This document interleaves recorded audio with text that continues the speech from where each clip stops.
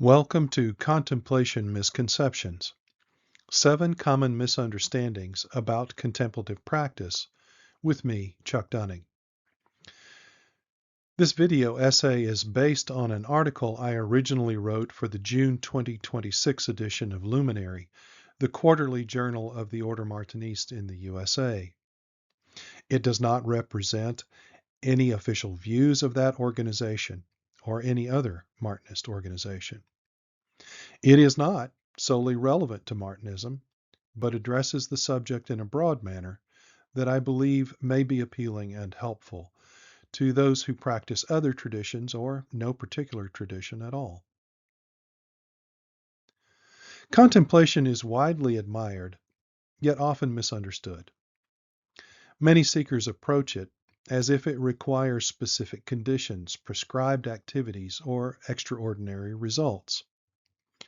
Some expect it to grant visions, hidden knowledge, or revelations. Others imagine it as an escape from thought, feeling, or the burdens of daily life. Yet such experiences, while they may occur, are not what define the path of contemplation. In my preferred way of thinking about contemplation, at its essence, it is the intentional practice of awareness. Now, this may be done in a number of different ways, but in essence, it is the intentional practice of awareness. It is a broader mode of being that can embrace analysis, imagination, focused attention, intuition, and even daydreaming without being reduced to any single one of them.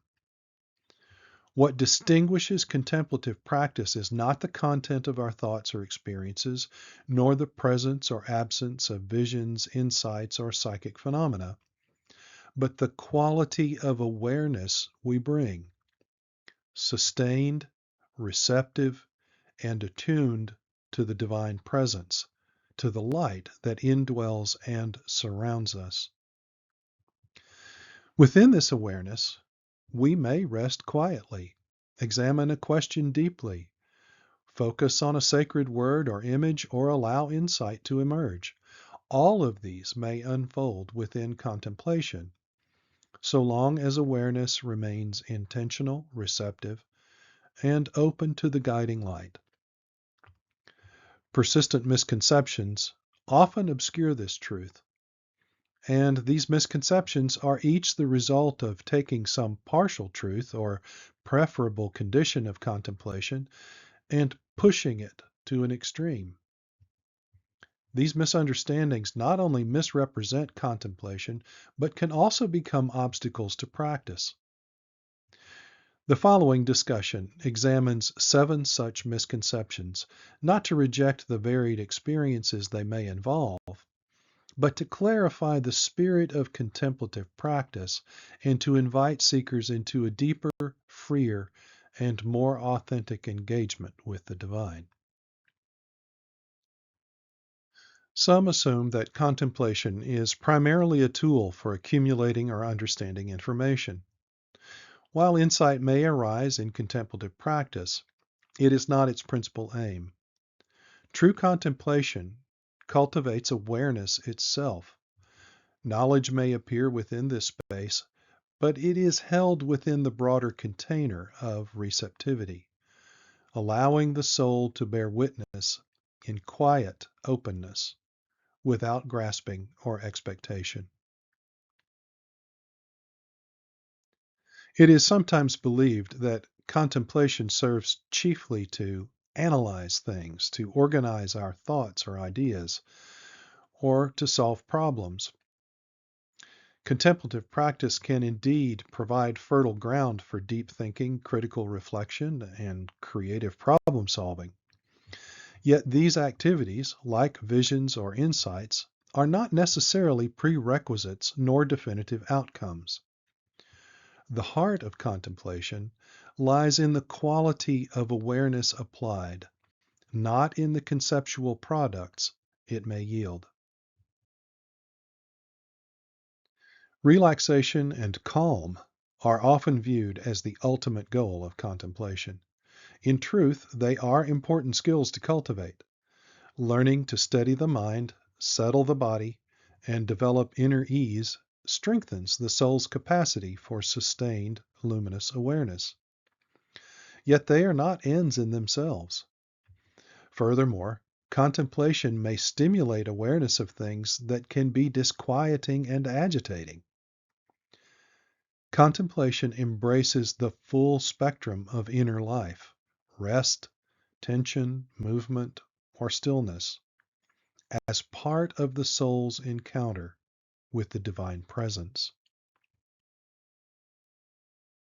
A typical misconception is that contemplation requires the suppression of all thoughts or emotions.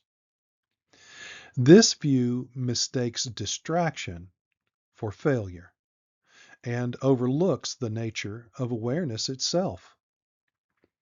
Contemplation does not demand the annihilation of mental activity. Rather, it invites a conscious, intentional presence that can include thoughts, emotions, and intentions, observed and engaged within a spirit that transforms rather than diminishes them. Some imagine that entering into a contemplative state must include escaping the ordinary world, losing contact with physical sensations, spatial context, or temporal existence. While altered perceptions and moments of ineffable transcendence may occur naturally and prove meaningful, they are not required. Authentic contemplation integrates presence to body, environment, and moment, attuning the practitioner to the fullness of existence as it is given, rather than attempting to flee it. Many are drawn to contemplation hoping for extraordinary experiences. Though fantastic phenomena can happen, such as visions, voices, visitations, or otherworldly experiences, they are not the purpose or the measure of practice. The essence of contemplation lies in cultivating intentional awareness, openness, and attunement to the divine. Any unusual events or revelations are secondary, signs and tools perhaps, but not the true substance of the soul's unfolding journey. Practitioners of contemplation commonly tout its benefits to their bodies, minds, and spirits. In fact, such benefits are often motivation for its practice, and it is true that contemplation can facilitate healing and lead to greater physical, psychological, social, and spiritual well-being. However, it does not often make our problems miraculously disappear or quickly and smoothly transform us into the person we would prefer to be. In contemplation, we welcome ourselves just as we are in the moment, as part of that moment in which the divine is also present and welcoming us, regardless of our health or illness. All these misconceptions reveal a common thread: the belief that contemplation must follow a prescribed formula, produce certain experiences, or satisfy specific expectations. In reality, genuine contemplative practice transcends such rigid notions. It is the intentional practice of awareness, a broader mode of being that can hold thought, feeling, imagination, and insight without being confined or defined by them. Through this practice, the soul learns to dwell in receptive presence, attuned to the divine that indwells and surrounds us. Distraction, analysis, insight, or rest may all be part of the rich tapestry of awareness. Contemplation does not demand perfection, extraordinary experiences, or the elimination of mental activity. It requires only the willingness to bring openness, attention, and intention to each moment. By freeing contemplation from misconceptions, seekers can approach their inner work with honesty, courage, and joy. They can recognize it not as a rigid pathway or a set of fantastic outcomes, but as a living engagement with the divine, a space in which the soul patiently deepens, transforms, and comes ever closer into harmony with love, truth, and the eternal light that permeates all things.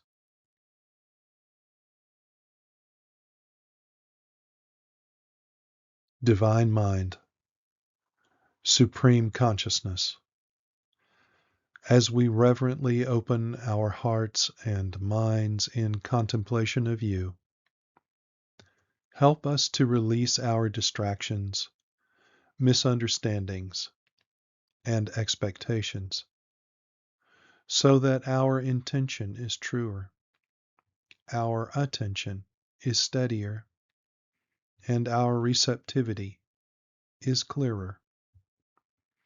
And when they are not, assist us to be lovingly patient with ourselves and persistent in our practice. Amen. Thanks for joining me in this reflection on 7 common misunderstandings about contemplation. I wish you wisdom, peace, and well-being.